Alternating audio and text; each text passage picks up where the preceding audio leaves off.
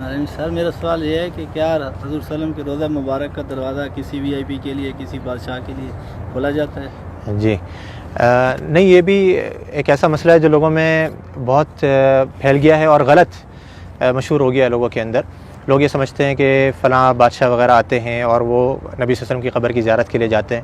آپ کو عمومی طور پہ میں خلاصہ بتاؤں کہ یہاں کے بادشاہ بھی نبی صلی اللہ علیہ وسلم کی قبر کی زیارت نہیں کر سکتے ہیں، قبر کی یعنی کہ قبر تک نہیں جا سکتے ہیں۔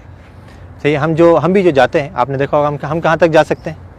جو جالی لگی ہوئی ہے، جالی یہ کس نے لگائی ہے؟ جالی یہ سعودی حکومت نے لگائی ہے، یعنی کہ پرانے زمانے میں جالی نہیں لگی ہوتی تھی۔ اس کے پیچھے، جالی کے پیچھے کیا ہے؟ بہت سے لوگ یہ سمجھتے ہیں، وہ جھانک کر کے دیکھ رہا ہوتا ہے کہ ہمیں قبر نظر آ جائے کسی طریقے سے۔ قبر ناممکن ہے کہ نظر آ جائے، کیونکہ جالی کے پیچھے 3 دیواریں ہیں۔ ایک تو آپ جانتے ہیں کہ گھر کی دیوار تھی، آپ صلی اللہ علیہ وسلم کہاں پہ مدفون کیے گئے؟ گھر کے اندر مدفون کیے گئے تھے۔ حدیث آتی ہے نبی صلی اللہ علیہ وسلم کی کہ نبیوں کا انتقال جہاں پر ہو جاتا ہے وہیں پر ہی دفن کر دیا جاتا ہے۔ تو صحابہ کرام میں بہت بڑا اختلاف ہوا تھا جب آپ صلی اللہ علیہ وسلم کا انتقال ہوا کہ کہاں پہ دفن کرنا ہے۔ انصار نے کہا کہ انصار کے علاقے میں، مہاجروں نے کہا کہ ہمارے علاقوں میں، ہر کسی نے اچھی سے اچھی تجویز دینے کی کوشش کری اور چاہا کہ ہمارے علاقوں میں ہو۔ قریب تھا کہ تلواریں نکل جائیں۔ حضرت ابو بکر رضی اللہ عنہ آئے اور آ کر کے حدیث سنائی کہ میں نے نبی صلی اللہ علیہ وسلم سے سنا ہے کہ نبی کا انتقال جہاں ہو جائے وہیں دفن کر دینا چاہیے۔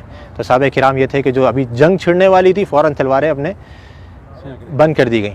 اور ساری ہمارے درمیان میں بھی یہی ہونا چاہیے کہ جب حدیث آ جائے تو ہمارے درمیان کسی بھی قسم کا اختلاف ہو وہ فوراً ختم ہو جائے۔ تو آپ صلی اللہ علیہ وسلم کو دفن کیا گیا کہاں پر؟ دیکھا گیا کہ آپ کا انتقال ہوا ہے حضرت عائشہ کے گھر کے اندر۔ آپ صلی اللہ علیہ وسلم حضرت عائشہ کی گود میں سر رکھے ہوئے تھے، آپ بیماری کی حالت میں تھے، بہت زیادہ بخار کی تپش میں تھے۔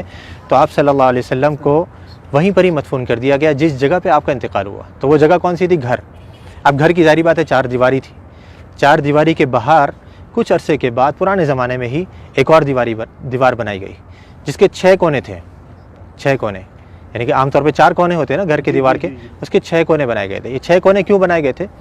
پیچھے کی طرف سے قبلہ بھی اس طرف ہے، جنوب میں، مدینہ کا جنوب میں قبلہ ہے، گھر ادھر ہے، گھر کے پیچھے کا جو علاقہ ہے وہاں پہ تیکون بنایا گیا تھا۔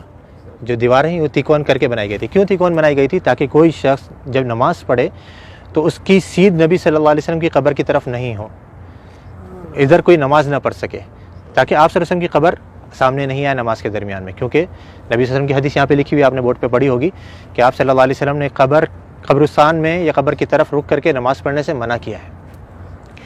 تو وہاں پہ یہ دوسری دیوار بنائی گئی۔ اب 2 دیواریں بنی ہوئی ہیں، تیسری دیوار ان دونوں دیواروں کے درمیان میں بنائی گئی، اس کے باہر نہیں۔ 2 دیواریں بنی ہوئی ہیں، ان کے درمیان میں یہ تیسری دیوار بنائی گئی۔ تو اس دیوار کے اوپر یہ گنبد کھڑا ہوا ہے۔ اس دیوار یا اس کے ساتھ میں کچھ چھوٹے موٹے ستون سے ہیں، ان کے اوپر یہ گنبد کھڑا ہوا ہے۔ یعنی جیسے میں نے ابھی تھوڑی دیر پہلے ذکر کرا تھا کہ جو اندر گھر کی دیوار ہے وہ تو کچی ہے، اس کے اوپر گنبد نہیں بنایا جا سکتا ہے۔ تو گھر کے باہر کی دیوار پر یہ گنبد کھڑا کیا گیا۔ تو اب یہ 3 دیواریں ہیں۔ یہ 3 دیواروں کے اندر جو پہلی دیوار تھی، سب سے گھر کی جو دیوار تھی، اس کے اندر پہلے زمانے میں ایک کھڑکی تھی، ایک دروازہ تھا اور اوپر ایک روشن دان تھا۔ روشن دان وہاں سے ہوا ہے۔ کھڑکی اور دروازہ جو پرانے زمانے میں بند کر دیا گیا تھا، رہ گیا تھا روشن دان۔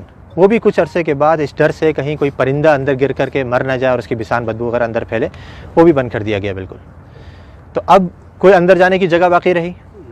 نہ دروازہ ہے، نہ روشن دان ہے، نہ کھڑکی ہے۔ تو بادشاہ بھی نہیں جا سکتے۔ ہاں اگر کوئی جن کو اللہ نے صلاحیت دی ہو کہ وہ دیوار پار کر کے اندر چلے جائے تو ممکن ہے، لیکن انسان نہیں جا سکتے۔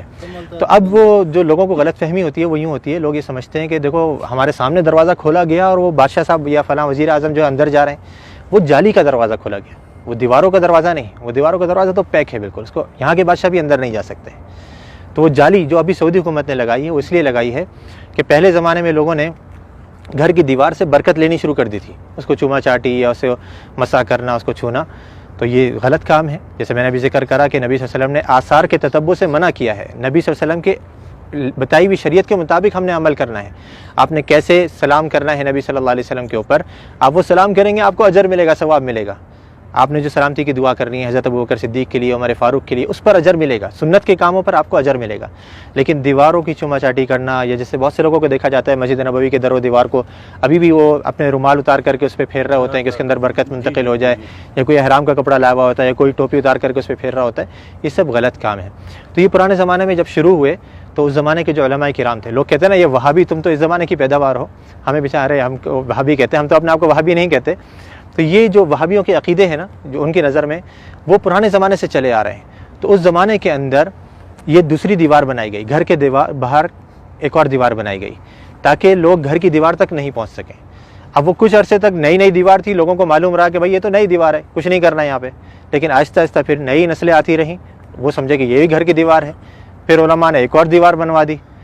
پھر آخر میں سعودی حکومت نے کہا کہ ہو سکتا ہے لوگوں کے ذہنوں میں یہ چیز رہے کہ دیواریں ہم بناتے رہیں گے تو سمجھیں گے گھر کی دیوار ہے، تو ہم جالی لگوا دیتے ہیں۔ انہوں نے جالی لگوائی، لیکن لوگوں نے پھر بھی نہیں چھوڑا، وہ جالی کو بھی چوما چاٹی کے لیے پھر آخرکار مجبوراً سعودی حکومت کو وہاں پہ پولیس والوں کو کھڑا کرنا پڑا یا حیا والوں کو کھڑا کرنا پڑا تاکہ وہ لوگوں کو سمجھائیں اور آرام سے بتائیں کہ بھئی یہ چیز غلط ہے۔ مسح جو ہے وہ آپ نے حجر اسود کا کرنا ہے، اس کو چومنا ہے، اس کو آپ نے مسح کر سکتے ہیں، یا اس سے پہلے والا جو رکن یمانی ہے اس کو آپ چھو سکتے ہیں، ہاتھ لگا سکتے ہیں۔ یہ گھر کی دیواروں کو یا نبی صلی اللہ علیہ وسلم کے روضے کو ہم نے ہاتھ نہیں لگانا ہے، بلکہ یہاں پر آ کر کے ہم نے آپ کے لیے ادب سے سلام پیش کرنا ہے، سلامتی کی دعا کرنی ہے، تو وہاں پہ کوئی نہیں جا سکتا۔